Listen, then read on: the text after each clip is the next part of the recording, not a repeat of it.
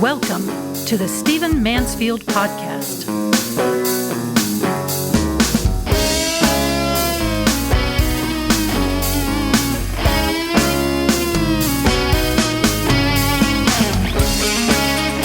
Welcome to the Stephen Mansfield Podcast. It's always wonderful to have you with me. I want to dive right in because I'm going to talk about recent events in Israel. If you sense that my heart is heavy, then you'll know why by the time I'm done with this podcast. I imagine many of you feel very much the same way.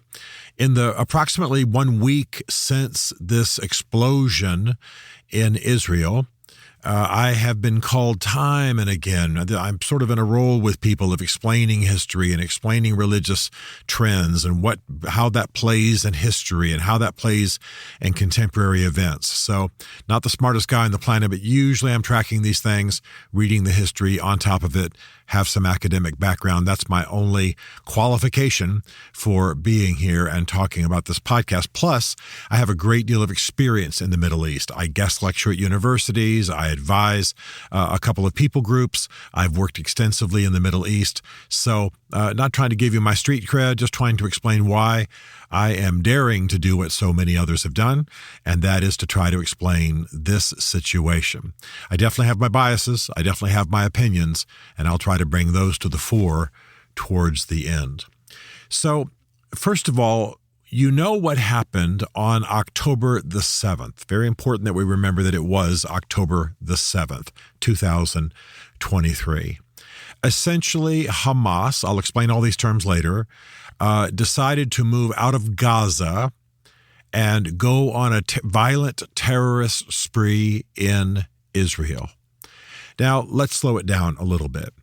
Gaza has existed on essentially the southwest corner of Israel since before the time of Jesus. Obviously, the borders were drawn differently and some of the names were different, but it has long been that strip of land along the Mediterranean Sea on the southwest corner of what is now Israel. It is approximately, this is an easy way for you to remember it, it's approximately 139 square miles, which means it's approximately twice Washington, D.C., where I'm sitting right now. It's about twice the size of the entire city of Washington, D.C. That's a way to get some sense of it in your mind. It shares a 25-mile border with Israel and an 8-mile border with Egypt. So that may give you some sense of approximately where it is. There are about 2 million people there. The vast majority are Muslims. Most of them are Palestinians. And about 3,000 of them are Christians. Vast majority Muslim. Definitely, there are about 3,000 Arab Christians, they would be Orthodox, in Gaza. I've been there. I've dined there. I've sat with friends there. And I'm going to say something that might bother some of you, but I always love the people and hate the government. Okay, that's kind of where I am. I've been to Iran, love the people, despise the government. Other places like that. Gaza is very much the same way for reasons I'm about to explain. Now, October the 7th was a very important day. One of the things that terrorist organizations like to do is that they like to attack on rest or holy days. They like to attack on anniversaries, and they like to attack during festivals. So October the 7th was all three for Israel. This is important to remember because this is the kind of symbolism that the terrorists intended. Okay?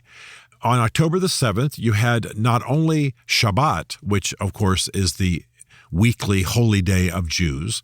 You also had Sukkot going on. So Christians, people raised in church, Westerners might better know it as the Feast of Booths, the celebration of people building shelters in the wilderness, and therefore they would build booths on their balconies or in their yards, etc. Westerners know that very well. Western Christians teach this celebration. this festival to their children in Sunday school. And towards the end of Sukkot is Simchat Torah. It's a celebration of the Torah, a celebration of the Jewish books of the Bible, so to speak. And that's what Saturday, October the 7th was. I'm using Western language when I say October 7th and Saturday, but that's what it was. It was also one day off the 50th anniversary of the Yom Kippur War, a war between Israel and its Arab enemies, one of the numerous wars for that. Okay? Well, let's back up and talk a little history before I dive into what happened on October the 7th. You need to know, because it's important to understand how we got into these kinds of tensions, that Israel acquired the land that is now Gaza in the 1967 Six-Day War. This was a war launched by surrounding Arab nations. Israel was dominant. It was victorious. It acquired, through conquest, the land that is Gaza.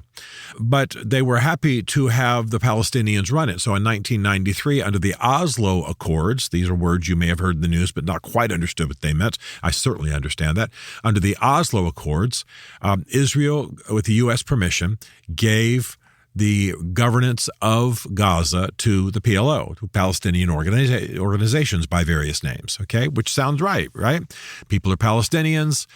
We don't want them, getting in Israel and causing trouble, but we're certainly happy for them to have their own self-government, so Israel says. And in 1993, under the Oslo Accords, Gaza was given over to Palestinian government. Well, through the years, there were elections and there was political machinations and there was, power games going on in Gaza. And in 2007, Hamas, which is a terrorist organization run by Iran, it is the military wing of Iranian activity, guerrilla activity in the Middle East, specifically in Gaza, the West Bank, the Golan Heights, etc., the Palestinian territories in and around Israel. So in 2007, Hamas, a terrorist organization run by Iran, took control of Gaza. So now you've got to understand how this works religiously. Iran is a Shia Muslim country. We would say Shiite in the West. And they are various distinctions separate from Sunni Muslims. We don't need to get into the details right now. But the bottom line is that they are on the radical end of Islam, and they are designated by our country, by the U.S., as a terrorist state. They are committed to the eradication of Israel. Constantly, their senior clergy make this point, talk this way, speak of liquefying the Jews, speak of driving the Jews into the sea, speak of ending Israel, speak of taking Jerusalem in a jihad. So there ain't no love there in Iran for Israel. And Hamas runs Gaza right there on a strip sharing a border with Israel. Hamas is also dominant on the West Bank, dominant in the Golan Heights. And then, of course, you have another organization, not related to the Gaza story I'm about to tell necessarily, coming out of Lebanon, which is Hezbollah. And you hear me pronouncing it a little bit oddly. I'm using the Arab pronunciation. A little bit of Hezbollah. And it's the Iranian terrorist organization that operates against Israel out of Lebanon. Okay, a little complex, but you understand what I'm saying. So you basically have tension between Israel and this Iranian run via a terrorist organization called Hamas, strip of land called Gaza, where there are terrorist cells, where the headquarters of the terrorists are often put under hospitals and under schools and in highly populated apartment complexes. And Israel surrounds it. Israel controls its utilities. Israel can shut it down anytime they want, but for the most part, they're fairly benevolent in terms of how they treat the Gazan citizens.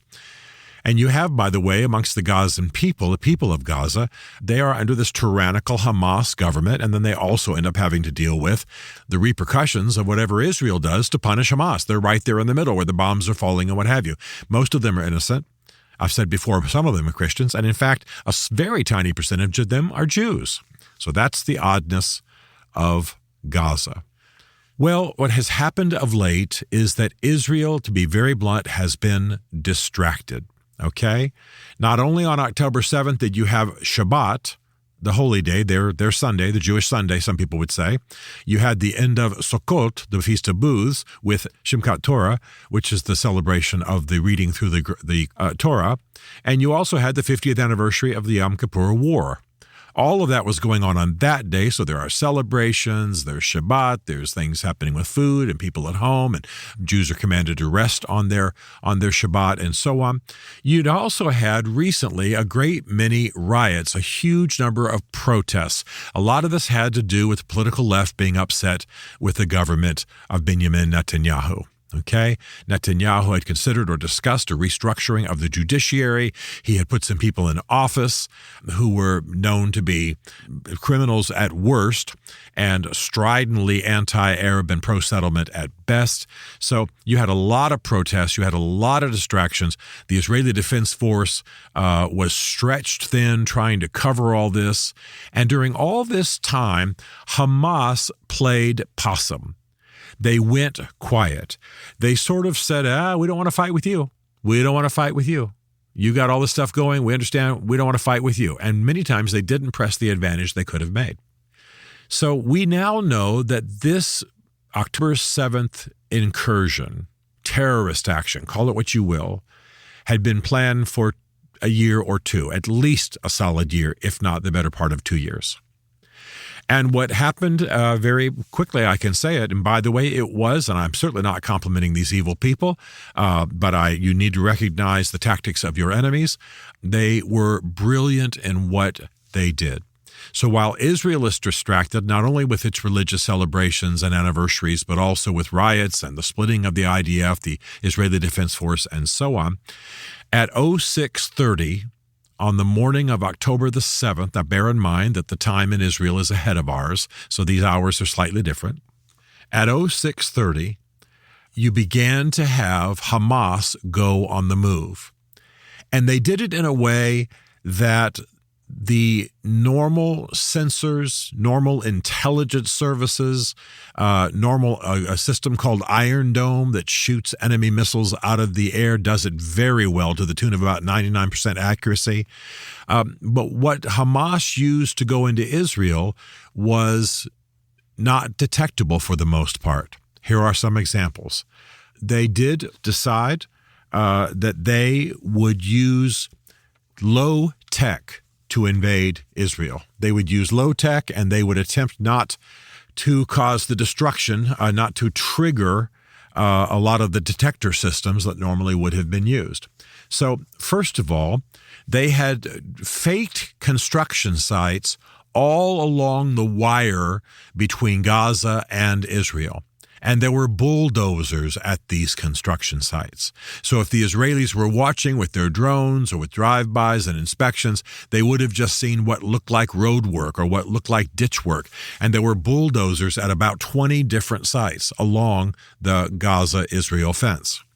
Well, at 06:30 on Saturday, basically what is our Saturday morning, a Shabbat morning, the signal was given and those bulldozers began to plow through the fence. Well, the Israeli army did not have any way to detect this. They were used to detecting missiles through Iron Dome. They were used to working at that level. So you begin to have at 20 strategic spots along the wire between the two, you begin to have the bulldozers just plow into the barbed wire, tear down the fences, keep going, rip them out of the ground, lay them flat. And terrorists began to pour through those 20 punctures in the barrier. At the same time, you began to have Hamas paraglide various people, and in large numbers, into Israel. Some would paraglide. Some of these gliders were motorized. Some were not. But some of the more motorized ones would go and they would drop bombs onto observation towers. So you picture a long fence. You've seen this in the movies with observation towers periodically. Well, a drone or a motorized glider would fly in. It could not be detected by radar. And they were able to get close enough to drop bombs onto the observation towers, killing the soldiers, incapacitating the technology, and thus allowing people to pour over the border into Israel. This was very wisely done. Paragliders, of course, also can't be detected. They aren't motorized. And the one that got the most attention was there was a large music festival going on in the desert, about 250 youth dancing, basically having what we would call in the West a rave. And all of a sudden, paragliders began to descend upon this rave and from the air fire onto the participants, throw grenades. They reached the ground, they kidnapped cars, took cars captive, and began to race through the crowd, shooting and firing. Many, many youth were killed and wounded. It was horrible, absolutely terrible. Now then, the thing that began to happen was that you had lots and lots of Hamas troops. We'll call them troops, even though they're a terrorist organization and don't deserve the name. They began to pour over the border. They began to go into the villages, into the cities, and they obviously were under instructions to be absolutely merciless.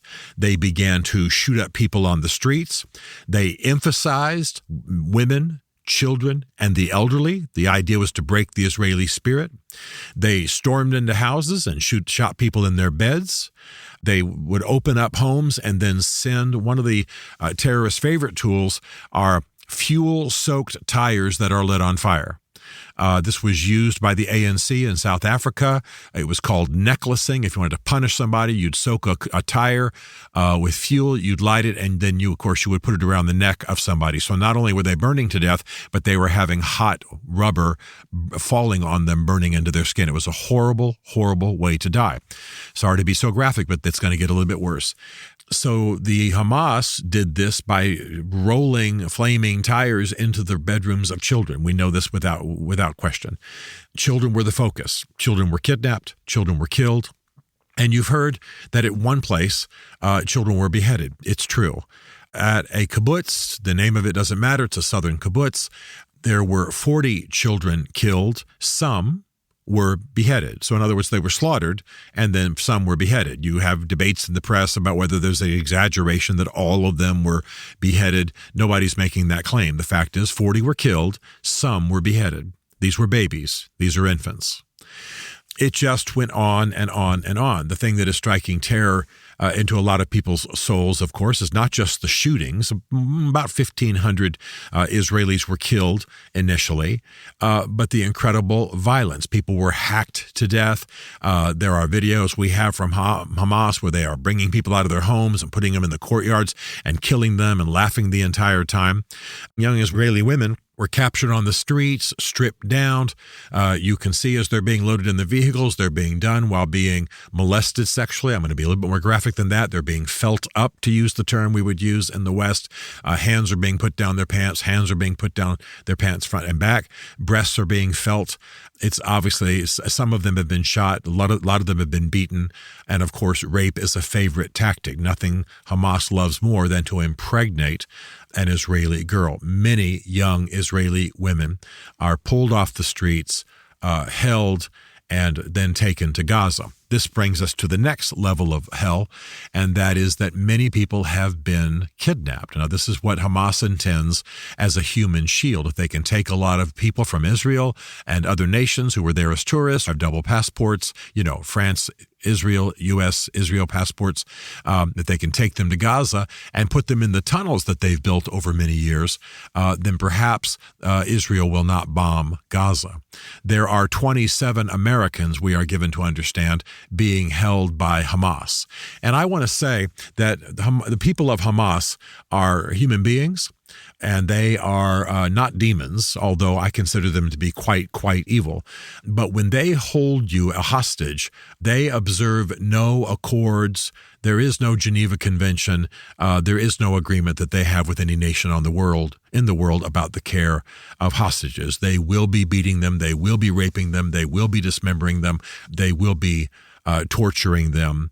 They might keep some in good shape and release them to back their enemies off just a little bit, but only so that they can do more damage. So be assured that in the tunnels under Hamas and even extending into Israel, you have people who have been kidnapped who are supposed to be human shields, and they are being treated with the extreme of torture. There's just almost no question about it. So the upshot is that on October the 7th, Hamas launched an unbelievably bloody intentionally bloody, ghastly incursion into Israel. They chopped off heads, they mutilated bodies, they captured young, decent-looking women. And I'm not trying to be sexist in saying that. They went for good-looking, scantily clad girls. That way they felt like they had a moral case against them because they weren't dressed according to Islamic standards. IDF soldiers were killed. Young girls have been captured and taken. Families have been shot. Again, 1,500. So, on that day, Prime Minister Benjamin Netanyahu declared to the world that Israel was at war. Well, take those words seriously. Take those words seriously. Now, there has been a call-up of reserves in Israel. Israel has a very extensive reserve system. All young, capable people serve in the military at least for a season, so the entire nation can mobilize for war. You have perhaps, and estimates are varying, but perhaps 100,000 IDF reserves who have been called up. They are amassing on the border of Gaza. What's been going on for the last few days is that the IDF has been going through Israel, making sure it kills any Hamas terrorists who might be lurking. They've killed about 1,500 of them. There are, by the way, thousands of wounded during this time on both sides. And now it's very clear that Israel intends to end Hamas in Gaza and probably to take Gaza over for itself, to undo the accords, undo the results of previous agreements, undo the elections which propelled Hamas to its position, and they are going to wipe these people out. I'm saddened by the suffering of the people, the innocent people of Gaza. Many of them hate their government, don't like that a terrorist organization governs them, despise Iran. By the way, Iran is Shiite, as I've said earlier. And the people of Gaza are, for the most part, Sunni. So you've got a religious dictatorship they aren't even in agreement with theologically. And they're going to suffer a great deal. There have been bombardments, and Israel tries to be strategic, and it's warned everybody to leave Gaza. Clearly, they're going to go in, and they're going to tear the joint down. They're going to kill anybody who thinks positively about Hamas, and they, I think, intend to drive any kind of opposition to Israel from Gaza. And this, I believe, is exactly what Iran intended. Let me pause here and say my concern most now, I grieve and weep over those who have been killed. I grieve over the violence. I work a lot in the Middle East. I have very close Muslim friends. I despise the fact that the evil Muslims, violent Muslims, terrorist Muslims bring horrible suffering onto my Muslim friends who want to live peacefully in the world. And I don't have any problem saying, having just said that sentence, I am radically pro-Israel, worked in Israel, lobbied for Israel, radically pro-Israel, believe that Israel has a place to exist in the world. I'm a Christian, as everybody knows who listens to this, and Israel is dear to my heart, and Jews are dear to my faith. So where I am on all this is not even in question. But I can also love my Muslim friends and hate the horrors that fall on them because there are so many terrorist organizations bringing judgment down on their heads. Undeserved judgment, by the way. So all of that to say, what I am concerned about now is the next move in the chess game. What I am concerned about now is that Iran is filled with evil people, but not stupid people. And I'm not talking about the people on the street whom I love, especially the youth who are the majority of the nation. I love the Iranian people. I despise the Iranian government. And I think that they knew that everything that's happened up till now would happen. If you go into Israel and start shooting people up and do the ghastly kinds of murders and slaughter that Hamas did, what's going to happen? Israel's going to mount up and it's going to go riding into Gaza. Of course, anybody knows that. Any high school student taking an international affairs course knows that. Something's next. And I am warning my friends in Washington, D.C. I am warning my friends who work in relief in Israel. I am warning those who are friends of mine or under any kind of influence of mine when it comes to foreign policy that the other shoe is yet to drop. All of what's happened thus far was known. Now, God knows Mossad, the Israeli intelligence force, was asleep at the wheel. They were distracted. I hope Netanyahu removes people and does a house cleaning. U.S. intelligence didn't do Israel any favors either, and we have an agreement to exchange that kind of intelligence. We were asleep at the wheel. But all this is sort of factored in. You attack, Israel's going to counterattack, they're going to go into Gaza, they're going to do it violently. What does this give Iran a pretext to do? What's next? Let's just not play 2D chess, let's play 3D chess. I don't believe this was just about preventing the deal, the working relationship that was being negotiated between Saudi Arabia and Israel. I don't think it was just about this. I don't think it's just about the ongoing tensions between Iran, Hamas, and Israel. I don't think it's just about the killing of Soleimani, a general for the Iranians. I don't think it's just about that. I think something else is coming. And I urge those who listen to this podcast, and thank you, people in the State Department, people in Congress, people on the Intelligence Committee. I appreciate the fact you give me a hearing, and I try to keep these short so I don't waste your time. But I'm not just interested in seeing Israel go in and take over Gaza, expecting that that's all there is.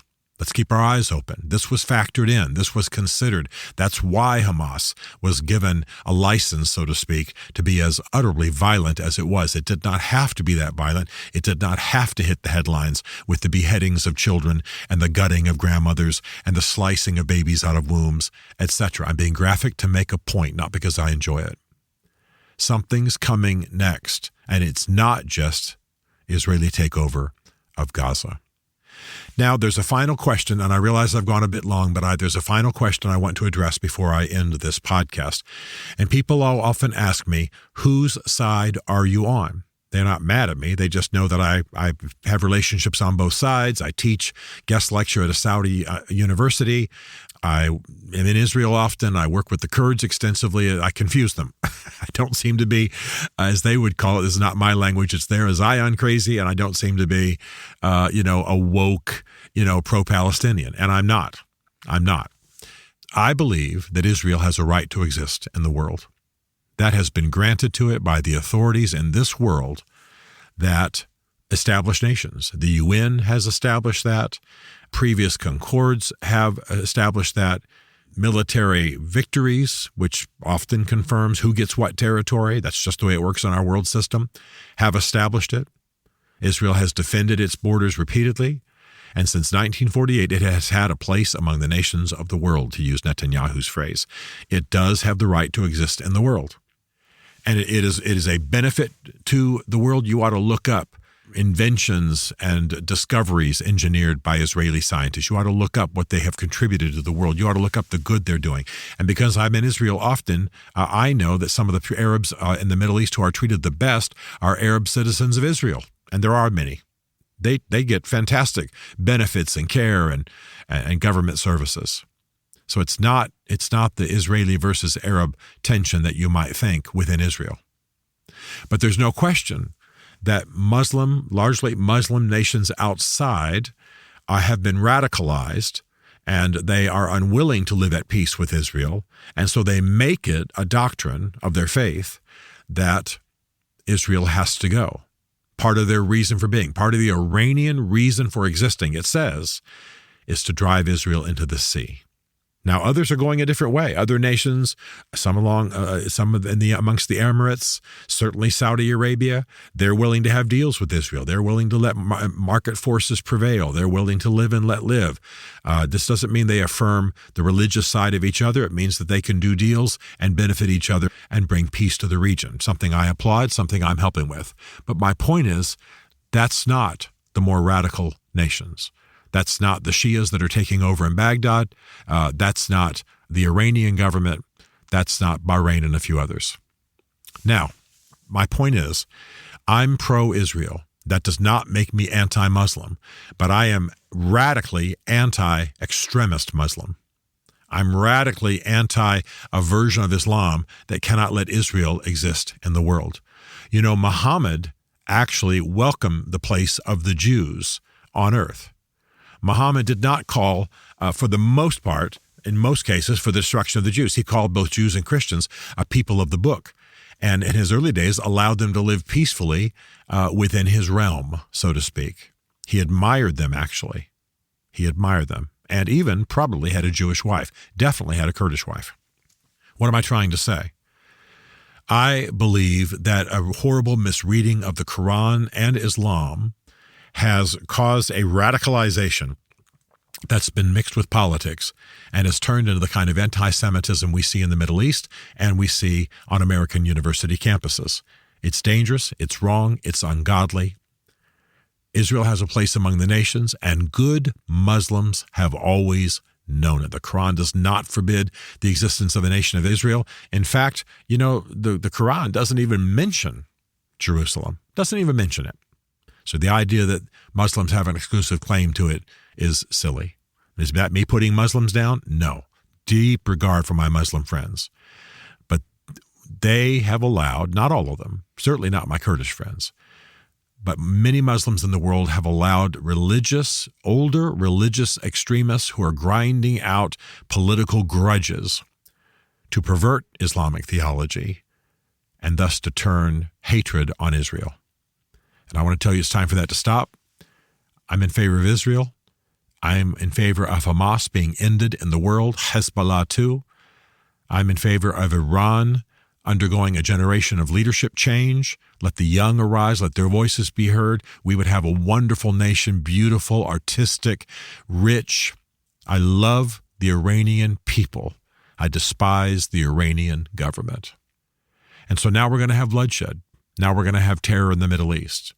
The Israelis have the right to attack their enemies who have slaughtered their people coming out of Gaza. I pray they'll do it with temperance. I pray they will not do it in such a way as to utterly destroy civilian life. But we are far from this being over. And if we want to blame, we should be blaming primarily Muslim extremists at the heads of certain nations that are refusing to allow the Abraham Accords and other accords, other agreements like the one impending between Saudi Arabia and Israel to come about, because we could see a beautiful, peaceful restructuring of the Middle East if radical, violent, hatred, terrorist Islam was removed. And that, I think, is just about what's going to happen. Thank you for listening.